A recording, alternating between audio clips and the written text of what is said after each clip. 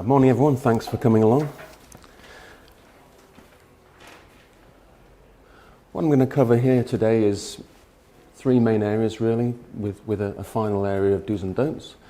I'm going to start with understanding heritage significance, which is the historic heritage significance as opposed to special character area values, and make the distinction between the two. And then I'll work through the unitary plan rules. I'll give you an overview because they are very extensive, as I'm sure you appreciate. And there are links in some of the later slides where you can explore those rules at your leisure. And I'll give some examples, and finally I will give some good practice do's and don'ts on maintenance and repair.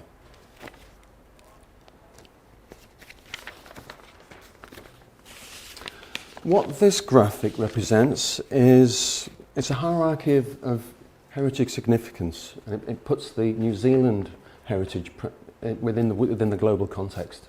The top of the pyramid you'll see is World Heritage Sites. Now we don't have any of those in New Zealand at the present time, but the band immediately below that we have the Scheduled Historic Heritage Places and the Historic Heritage Areas. Now they are our the most regulated part of the heritage within Auckland region, and below that band we also have the special character areas as well. So there are different types of heritage, and there's different types of regulatory control, and it's proportional to the site and the building significance on the way that we respond with the management. And special character areas, they are at the lowest of those levels, but they are still very significant. The suburbs, certainly particularly within the Albert Eden Local Board area, of hugely important significance to the built heritage of Auckland. So as I've said, there are the three main areas of built environment protection, and these are live links for any of you who want this document afterwards.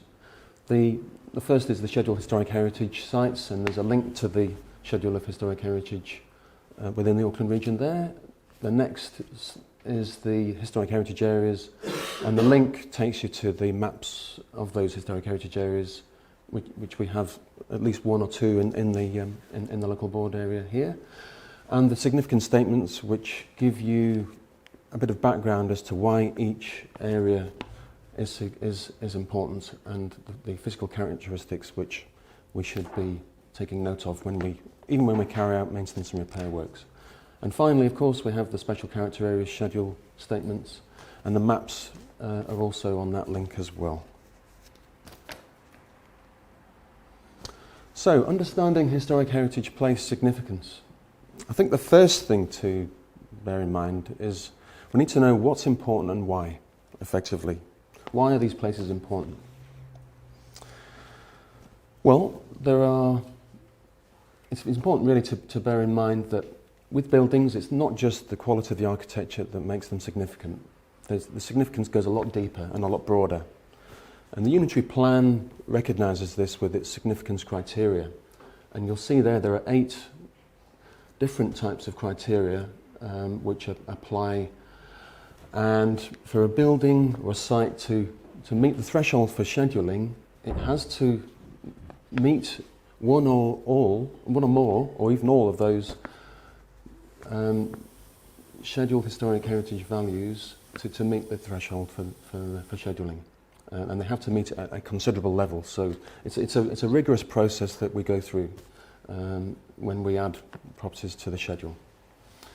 And also, I think it's important, as has already been touched on by the previous speaker, it's which elements are important to save and to maintain. And often, to work out those particular components, we need to look at the evaluations that led to the buildings and the sites being scheduled in the first place.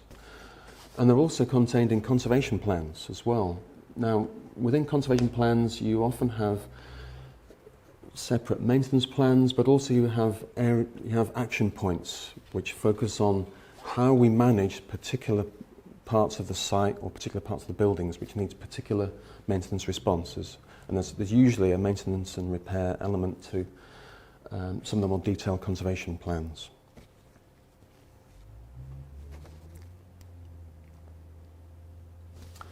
Understanding historic heritage areas.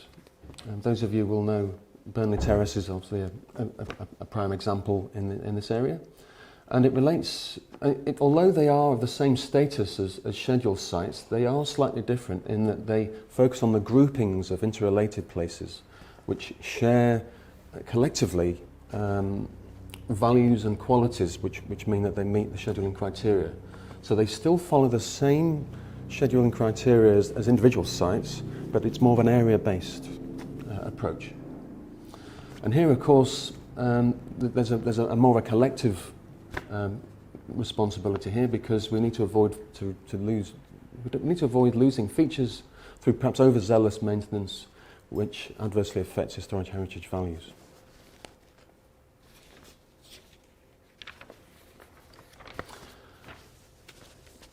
And going further into understanding special character area values, I think some key components of buildings within special characters need to be cared for, and when it comes to components such as chimneys, when we lose these original components, it really does have an adverse impact on the design of the villas, the composition of the property, and also the streetscape qualities are definitely affected. So we're always very keen to maintain these sort of components. This delightful scene here, I think, illustrates the very well special character area values expressed. The dwelling itself is well set back within its lot. However, it has an open yard, and the well-positioned outbuilding to the front there still means that the dwelling is very easily appreciated and can be valued. And the vegetation and the quality boundary wall all sort of frame the scene really beautifully. So it's sort of, you can see how there's important management that needs to be made and applied here, so by the owner, to make sure that all these components they combine to form a greater whole. And it's where these you perhaps allow certain changes to take place there, where that whole scene starts to deteriorate. So they're very sensitive and quite fragile, these sorts of sites.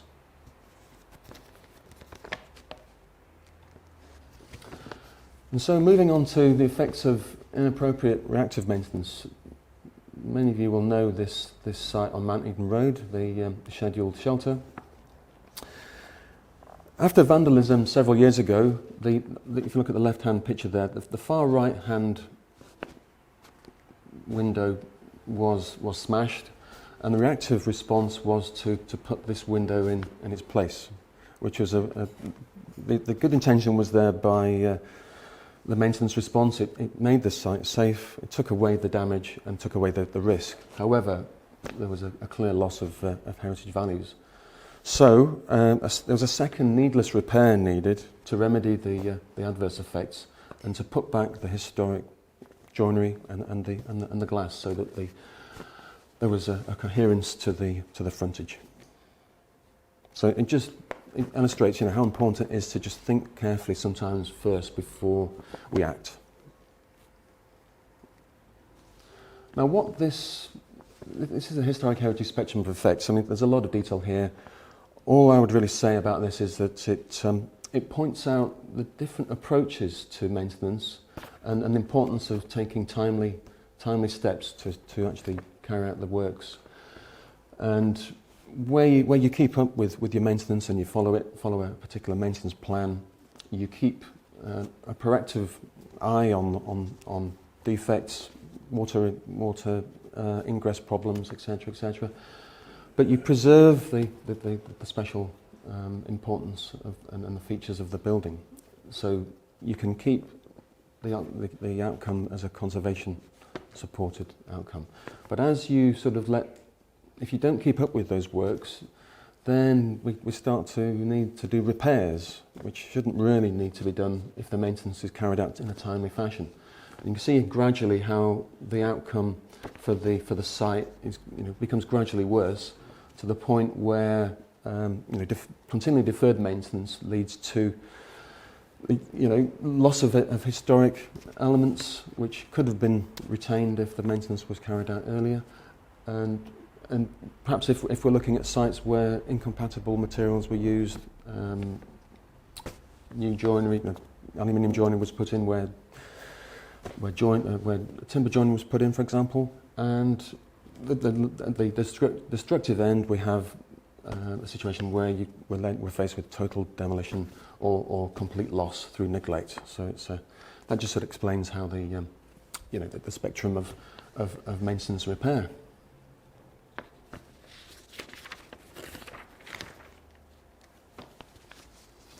Well, the role of the Council's Heritage Unit has several sides to it, really. The teams and the implementation, they actually advise owners on scheduled and special character area sites and buildings on the good management as good stewards. And what we do in the teams is we review work scope in special character areas and suggest suitable repairs or restoration methods in some cases. And we provide input and design changes, often at the pre-lodgement stage. Where works need consent, we're assessing the proposals to the buildings and the sites against relevant rules, which I'll come on to in later slides. And it also considers the relevant rules regarding the area values, if we're talking about special character areas. And we are also looking to identify where effects can be mitigated and remedied, if it's all possible, where they're adverse. So what we would advocate is that a stitch-in-time approach is followed with maintenance repair. You'll see here that there are two different definitions, really, and I've touched already on the fact that if you keep up with your regular maintenance, it prevents failure, but it also means that the decay process is slowed down to the point where we shouldn't really need to actually do physical repairs. And in the unitary plan, the maintenance repair activities are widely encouraged where they are considered to be beneficial.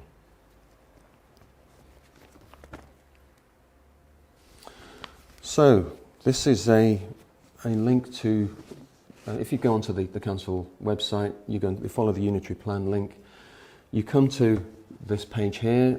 Now if you're wanting to find the historic heritage rules, it's in Chapter D, which is in the overlays section, and within that, if you click on the subfolder, the historic heritage and the special character area rules are revealed. That's how it will look when you open up those folders. You've got the D17 rules at the top there, and if you want to find the schedules, they're in Schedule 14. So in there, in Schedule 14, we have the Schedule of Historic Heritage itself, but we also have the schedules of the historic heritage areas, the maps and the statements of significance for those areas.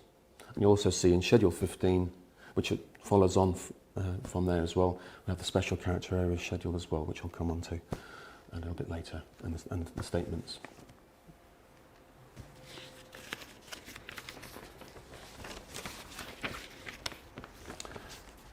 So the unitary plan rules that affect historic heritage places, certainly when we're looking at maintenance and repair, these are quite important, because certain works go beyond what are known as permitted standards, and where they go beyond those standards, resource consent's needed. Now, I've said already that the maintenance and repair rules, they encourage beneficial maintenance, and as we've seen on the maintenance and repair spectrum, where we don't keep up with, whoops.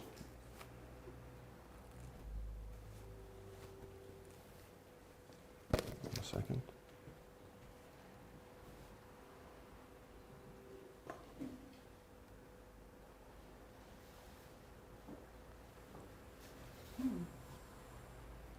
Okay, just a couple further, I think. That's where we were, wasn't it? Yep. Sorry about that. Yep. When we get to the point where resource consent's needed, there are additional costs and reports that need to be submitted with those applications. So again, it makes sense to sort of not be spending money on those reports and seeking consents when the money, the money is available that can be spent on the building fabric itself. So it makes good sense to sort of do your works in a timely fashion. And this is D17 opened up. It shows the objectives and policies. What I've done here is I've underlined what I think are some of the key messages that come out of of both these as parts of D17 when we're talking about maintenance. So it's very encouraging in its terminology. Protection and maintenance, restoration, conservation of scheduled historic heritage sites is supported and enabled. And when we're dealing with the policies, again, it's very encouraging in terms of enabling maintenance and repair, which is appropriate to the scheduled historic heritage site. But noticing here that it needs to be based on a clear understanding of the heritage values of the place. So we need to know what's important about the site and what we're trying to preserve and protect. And the conservation plans and the other documents can help in that regard.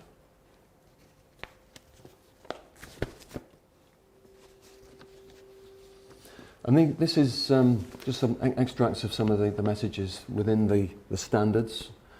So effectively, if you're carrying out these sort of works, which would normally be maintenance repair activities, they do actually trigger resource consent. So when you're looking at surfaces which are currently unpainted, for example, you wouldn't want to paint those, or you wouldn't want to cover them with render. Things like use of abrasive cleaning methods. You can do an awful lot of damage with sandblasting and water blasting.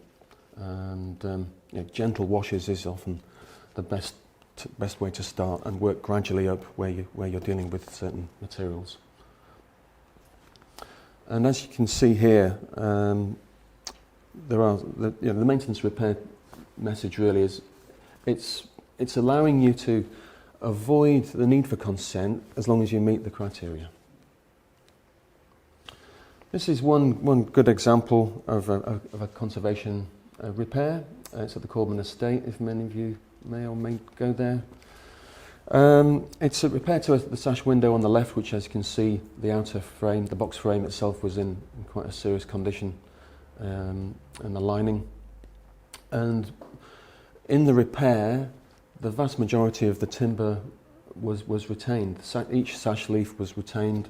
The lower sill had to be cut out and carefully repaired with jointed timber, and the windows were re-putted, but largely you've got the original item there, which is there to continue on. So the integrity of the component is retained.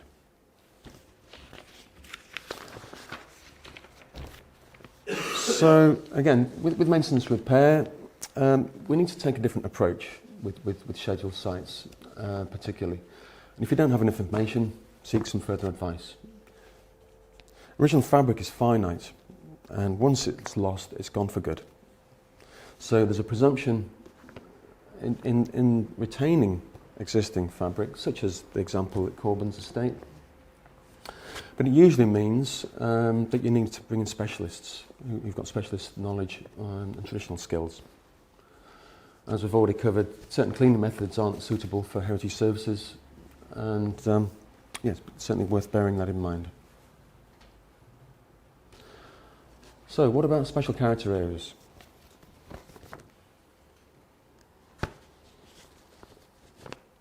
If you follow the same links that I've referred to before, when you get to Chapter D overlays, you come to D18, which is where the special character areas overlay rules are, and there are two parts to it, which are the residential and there's the business rules.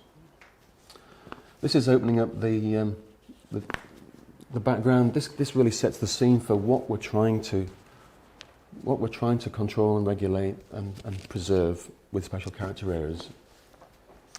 And as you can see, it's about collective and cohesive properties that the buildings have, and as a group, they form a greater whole.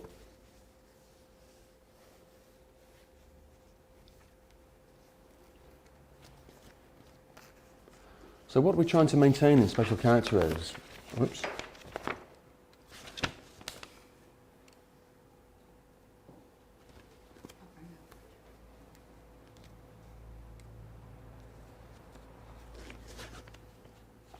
Thanks, Anna.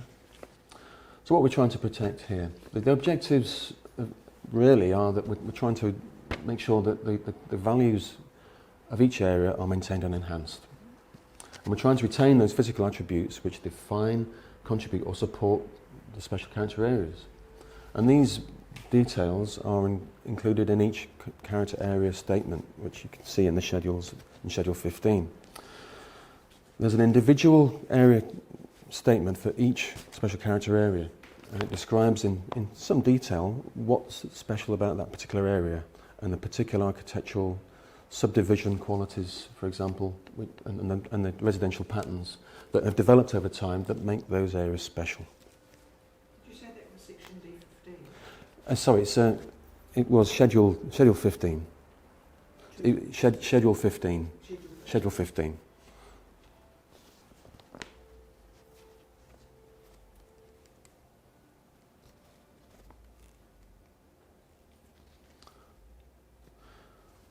And as I said already, we're looking to maintain and enhance the built form and the architectural values. We're trying to minimise the loss of built fabric, and again, there's a focus in these rules on encouraging maintenance and repair, and encouraging the ongoing use of the buildings, to allow them to continue to contribute positively to the values of these areas. But we need to be very careful that we don't allow adverse effects which gradually affect those special qualities, and you get this cumulative damage being caused.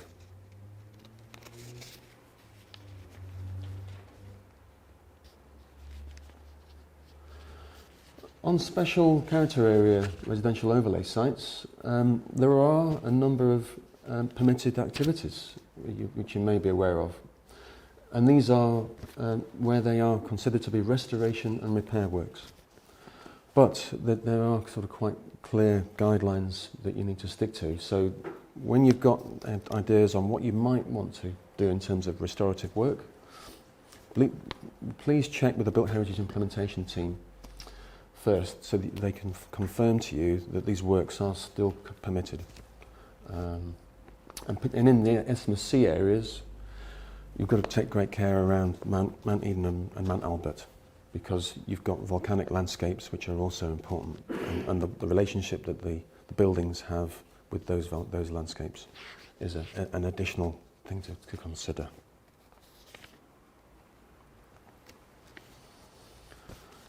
So yeah, we're looking to maintain and take care of the cherished street scene, and a lot of it is about making sure that there's visibility for the contributing buildings, making sure that the front yards are kept clear so that the building can be appreciated within the street scene, and it can combine with the other buildings within the street as well.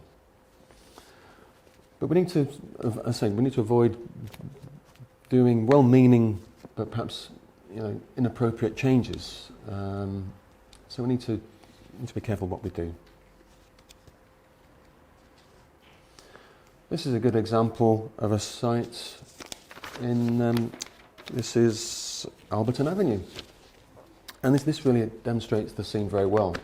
The outbuilding on the left is well positioned so that it allows good visibility to the character building behind, and it combines well with the vegetation and along the boundary, so that the building can continue to contribute to the street scene special qualities.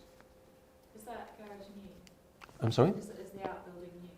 That's a new outbuilding. Oh. Yeah, but it was. Basically, that's allowed because the heritage values of the other building are attained, even though you've added a new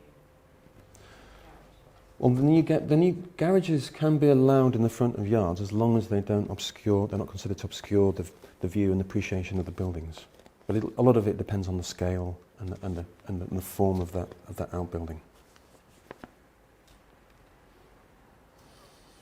Again, a good example here as well is on Pace Avenue. The Built Heritage team have encouraged the owner to carry out some restoration works here, and the owner has been very receptive in this instance, and the works are underway, which is great, and it explains really the role that the Built Heritage team has in trying to sort of encourage owners to sometimes change their plan so that the qualities of their buildings are retained. Typically, that front of the building would have the steps going right down the centre. It would, Side. yeah. So you can have exceptions. Yes, yeah. So what was the original concern? Well, the original I don't work in that team, so I don't know the full true details of what the initial discussions were. But I think the owner wanted to move the building forward, for example. So again, you're sort of losing that continuity of frontage of the buildings on the street.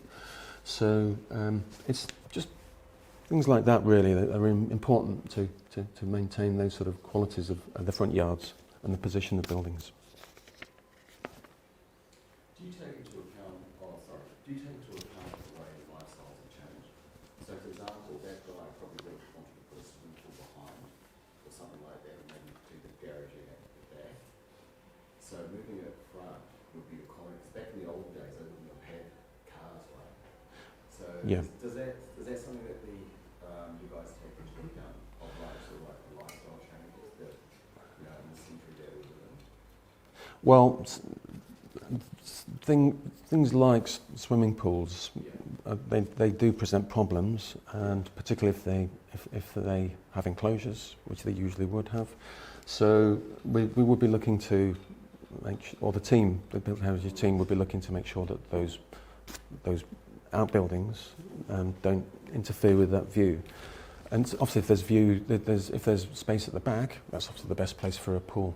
Yeah. Some people have known of occasions where people want pools in the front, even if there's a privacy issue. So, yeah. So I guess it's on a case-by-case basis, right? That's what I'm sorry. That's what you're effectively saying. It's on a case-by-case. It is totally. Yeah. Excuse me, following on from that sort of, what happens, say, for example, with that bungalow with the garage to the left as you viewed it, if they put a plot in the middle already, so they didn't concede, they just did it. Do you have any teeth? Well, we can recommend to our compliance and monitoring team to investigate it further, and if it's anything though and it's already there, they buy one perhaps already assembled and it's there before anyone notices it weeks later. well, if it's works that trigger consent, then yes, with those options are available. I couldn't tell you of any specific examples because I don't work in that team about where there have been relocations like that from a compliance perspective, but we do have those powers. So it's the developers who do it. They've got piles of money. I get the impression that the council has very little. And if it was a court case, you wouldn't even consider it because the developers have got the money and the council hasn't. Well, I mean, obviously that would be down to the discretion of the compliance and monitoring team on whether they agreed with our recommendation from the heritage unit's perspective. But yeah, all these are there are considerations. Okay, well, I'll just touch briefly on on certain sites, particularly if they have pre-1900 human activity, they do trigger sometimes separate consents, and you need to sort of bear that in mind with some of particularly the scheduled sites where they have additional archaeological rules, and authority, for example, would be needed from Heritage New Zealand for works which are modifying or destroying an archaeological site. So if you're left in any doubt, get in contact with either Heritage New Zealand or the Council's Heritage Unit. And so I think just for some concluding thoughts really, these are the do's and don'ts that I would recommend really, some of the messages that we take away from here. Carry out your regular checks and prioritise your work on your buildings, but don't delay your response on any serious defects such as your water ingress problems. You know. Repair instead of restore is a general rule, particularly with scheduled buildings, rather than replacing. But make sure that you repair with you don't repair with incompatible materials. Respect the building's character and history, and make sure that your new work is authentic to this. Don't attempt to improve without gaining advice on its appropriateness.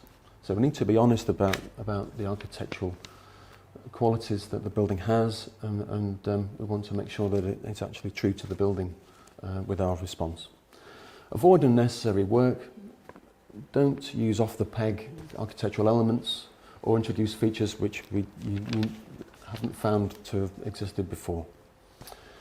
So it's a case of studying the building's history and how it's changed. Take advice, do some research. There's plenty of research sources available to do this, but don't rely on unverified new techniques with introducing new materials. So use only compatible materials with the heritage fabric. Don't use maintenance-free products. These don't exist, despite what the marketing may suggest otherwise. We all have to do maintenance if we own property.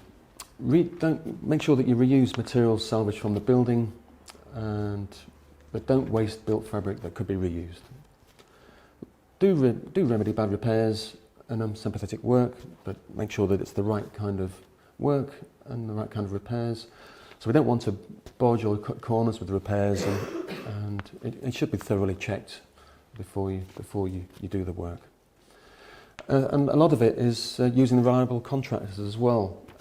We're not particularly flush in Auckland with a large number of skilled craftspeople, so those craftspeople who are available, they usually rush to their feet. So it's important that you employ contractors who can produce examples of previous work that they've done, so you can check its suitability. You want to make sure that you're trusting the right person with your precious property. And I think it's also worth mentioning that the rules and the controls that I've covered, they can't save heritage sites, and they can't save special character areas alone. We do rely heavily on property owners to do the right thing, to get the advice that they need to do, and to carry out timely repairs and maintenance on our sites. And that's the end of my talk.